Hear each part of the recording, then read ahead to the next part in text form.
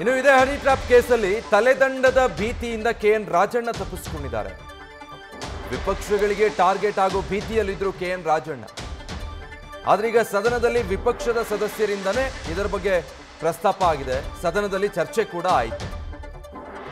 BJP ಇದನ್ನ ಅಸ್ತ್ರವಾಗಿ ಬಳಸಿಕೊಳ್ತಾ ಇತ್ತು ಒಂದು ವೇಳೆ ಈ ಬೆಳವಣಿಗೆಗಳು ಆಗದೇ ಇದ್ದಲ್ಲಿ.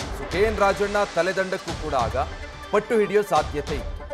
ಆದರೆ ಬಿಜೆಪಿ ನಾಯಕರೇ ಈಗ ಇದನ್ನ ಪ್ರಸ್ತಾಪ ಮಾಡಿರೋದ್ರಿಂದ ರಾಜಣ್ಣ ಸೇಫ್ ಆಗಿದ್ದಾರೆ. ತಮ್ಮ ಸಚಿವ ಸ್ಥಾನದ ಜೊತೆಗೆ ರಾಜಣ್ಣ ಅವರ ಪುತ್ರ ರಾಜೇಂದ್ರ ಕೂಡ ಈಗ ಸೇಫ್ ಆಗಿದ್ದಾರೆ. ಶಾಸಕ ಸುನಿಲ್ ಕುಮಾರ್ ಈ ಬಗ್ಗೆ ಮಾತಾಡಿದ್ರು. ಅದಾದ್ಮೇಲೆ ಯತ್ನಾಳ್ ಈ ವಿಚಾರವಾಗಿ ಮಾತಾಡಿದ್ರು. ರಾಜಣ್ಣ ಅವರ ಹೆಸರನ್ನೇ ಉಲ್ಲೇಖಿಸಿ ಈ ಪ್ರಕರಣದ ಬಗ್ಗೆ ಮಾತನಾಡಲಾಯಿತು. ಅದಾದ ನಂತರದಲ್ಲಿ ಇದಕ್ಕೆ ಉತ್ತರ ನೀಡಿದ್ರು ಸಚಿವ ಕೆಎನ್ ರಾಜಣ್ಣ.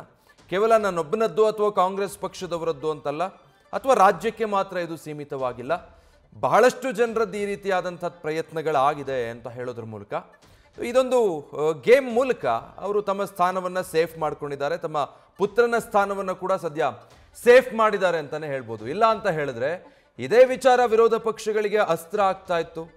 ಆಗ ಅದು ಬೇರೆ ಸ್ವರೂಪ ಪಡ್ಕೊಳ್ತಾ ಇತ್ತು. ಕೆಎನ್ ರಾಜಣ್ಣ ಅವರ ರಾಜೀನಾಮೆಗೆ ಬಿಜೆಪಿ ಸಹಜವಾಗಿ ಆಗ್ರಹಿಸಿ ಪಟ್ಟು ಹಿಡಿತಾ ಇತ್ತು. ಅವರ ಮಗನ ಸ್ಥಾನಕ್ಕೂ ಕುತ್ತು ಎದುರಾಗೋ ಸಾಧ್ಯತೆ ಇತ್ತು.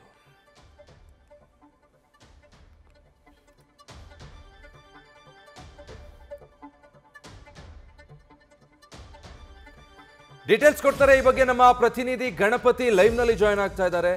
ಗಣಪತಿ, ಈಗ ಒಂದ್ ರೀತಿ ಬಿಜೆಪಿ ಸದಸ್ಯರು ಇದನ್ನ ಸದನದಲ್ಲಿ ಪ್ರಸ್ತಾಪಿಸಿದ್ದು ಕೆಎನ್ ರಾಜಣ್ಣಗೆ ಪ್ಲಸ್ ಆಯ್ತಾ, ಅವ್ರ ಸ್ಥಾನ ಸೇಫ್ ಆಯ್ತಾ ಇದರಿಂದ ಅಂತ?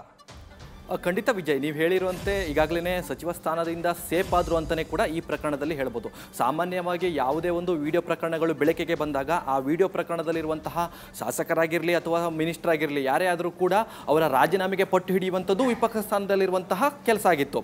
ಆದರೆ ಈ ಪ್ರಕರಣಗಳು ಎಲ್ಲ ಒಂದು ಕಡೆ ಗಮನಿಸಿದಾಗ ನೇರವಾಗಿ ಸಚಿವ ರಾಜಣ್ಣ ಅವರೇನೆ ವಿಪಕ್ಷ ನಾಯಕರ ಸ್ಥಾನದಲ್ಲಿ ನಿಂತು ನನಗೆ ನ್ಯಾಯ ಕೊಡಿಸಿ ಅನ್ನೋ ಲೆಕ್ಕಾಚಾರದಲ್ಲಿ ಒಂದಷ್ಟು ಚರ್ಚೆಗಳನ್ನು ಹುಟ್ಟು ಹಾಕಿರುವಂಥದ್ದು. ಹೀಗಾಗಿ ಬಿಜೆಪಿ, ಕಾಂಗ್ರೆಸ್ ಹಾಗೂ JDS ವಲಯದಲ್ಲಿ ಒಂದು ವಿಚಾರ ಚರ್ಚೆ ಆಗ್ತಿರೋದು ಏನಂತಂದ್ರೆ, ನೋಡಿ ರಾಜಣ್ಣವರ ಈ ಮಾಸ್ಟರ್ ಪ್ಲಾನ್ ಇಂದ ನೇರವಾಗಿ ಒಂದೇ ಕಲ್ಲಲ್ಲಿ ಎರಡು ಹಕ್ಕಿಗಳನ್ನು ಹೊಡೆದ್ರು.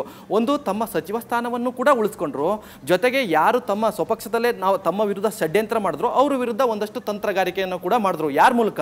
ವಿಪಕ್ಷ ನಾಯಕರ ಜೊತೆಗಿಟ್ಕೊಂಡು ಆ ಸ್ವಪಕ್ಷದವರ ವಿರುದ್ಧ ಒಂದಷ್ಟು ಮಾಸ್ಟರ್ ಪ್ಲಾನ್ ಕೂಡ ಮಾಡಿರುವಂಥದ್ದು. ಒಂದಷ್ಟು ಹಳೆ ಪ್ರಕರಣವನ್ನು ಗಮನಿಸಿದಾಗ ನೇರವಾಗಿ ಅಂದ್ರೆ ವಿಪಕ್ಷ ಸ್ಥಾನದಲ್ಲಿರುವಂಥವರು ಅವರ ರಾಜೀನಾಮೆಯನ್ನು ಕೇಳಿರುವಂಥದ್ದು. ಒಂದು ರಮೇಶ್ ಜಾರಕಿಹೊಳಿ ವಿಚಾರವನ್ನು ತೆಗೆದುಕೊಂಡ್ರೆ, ಹೀಗಾಗಿ ಅಲ್ಲೂ ಕೂಡ ಅವತ್ತು ಕಾಂಗ್ರೆಸ್ ವಿಪಕ್ಷ ಸ್ಥಾನದಲ್ಲಿದ್ದಾಗ ಸಚಿವ ಸ್ಥಾನಕ್ಕೆ ನೇರವಾಗಿ ಪಟ್ಟು ಹಿಡಿದ್ರು, ತಲೆದಂಡ ಕೂಡ ಆಯಿತು.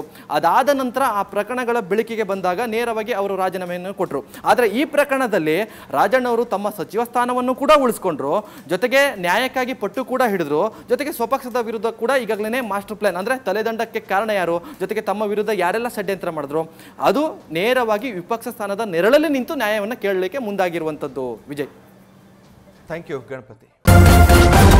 ನ್ಯೂಸ್ ಫಸ್ಟ್, ನಿರ್ಭೀತಿಯಿಂದ ನಿಮ್ಮ ಪರವಾಗಿ.